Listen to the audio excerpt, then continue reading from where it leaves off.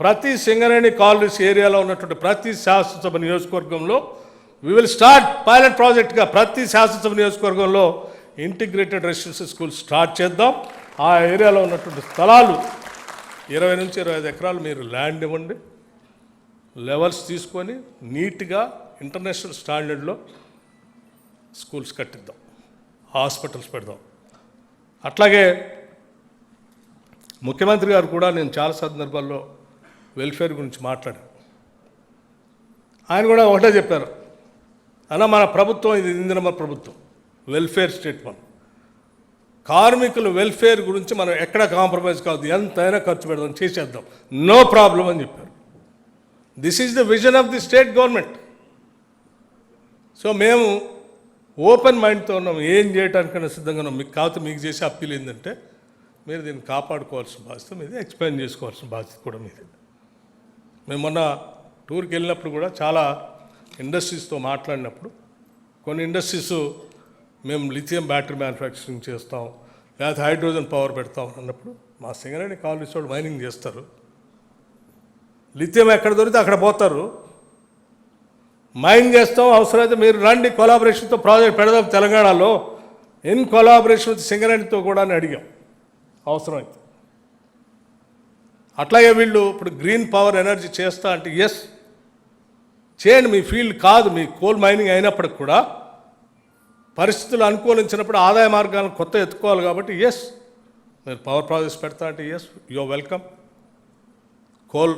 Coal based ప్రాజెక్ట్తో పాటు green ఎనర్జీని తయారు చేయడానికి pump storage, solar, floating solar, hydrogen power అన్నిటి కూడా మీకున్న స్థలాలు చాలామంది చెప్తున్నారు నిరుపయోగంగా ఉంది. నో, దాన్నే మీ ఆస్తిగా మార్చబోతున్నాం మేము, దానినే మీ పెట్టుబడిగా మీ ఆస్తిగా కూడా మార్చబోతూ ఉన్నాం.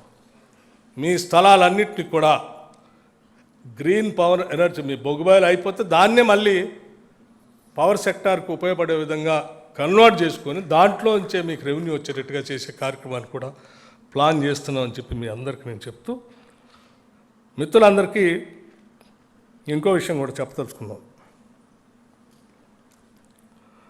ఏంటి, ఇప్పుడు మనం 2.90 ఇస్తూ ఉన్నాం, 2,90,000 రూపాయలు ఇస్తూ ఉన్నాం. ఇంకోటి గవర్నమెంట్ ఆఫ్ ఇండియా సంబంధించి coal India profit link reward కూడా 93,750 రూపాయలు కూడా పంచడానికి సింగరేణి కాలనీస్ సిద్ధపడిందని చెప్తూ నా దగ్గరికి చెప్తూ మా దగ్గరికి మధ్య హైదరాబాద్ ఐఐటికి సంబంధించిన పెద్దలు వచ్చారు. ప్రపంచవ్యాప్తంగా జరుగుతున్న మార్పుల గురించి చెప్తూ ఎక్కడెక్కడ ఏముందో మేము స్టడీ చేస్తున్నాం సార్, రీసెర్చ్ చేస్తున్నాం అంటే మా సింగరేణి వాళ్ళతో టైప్ చేసుకోండి. Government of India IIT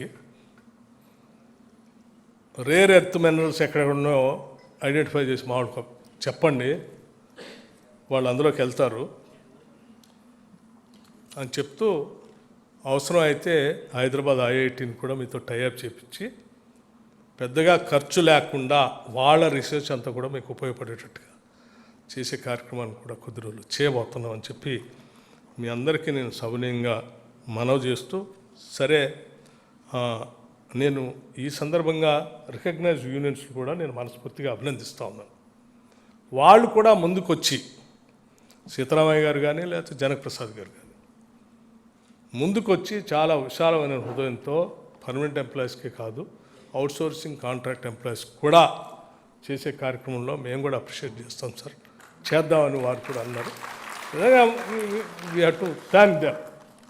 government తరఫున మిమ్మల్ని కూడా నేను అభినందిస్తూ, మీ కార్యక్రమంలో ఇంకా చాలా కార్యక్రమాలు చేస్తున్నాం వెల్ఫేర్ గురించి. ఇందా చెప్పినట్టుగా 1 crore ఇన్సూరెన్స్ చేపిస్తూ ఉన్నాం.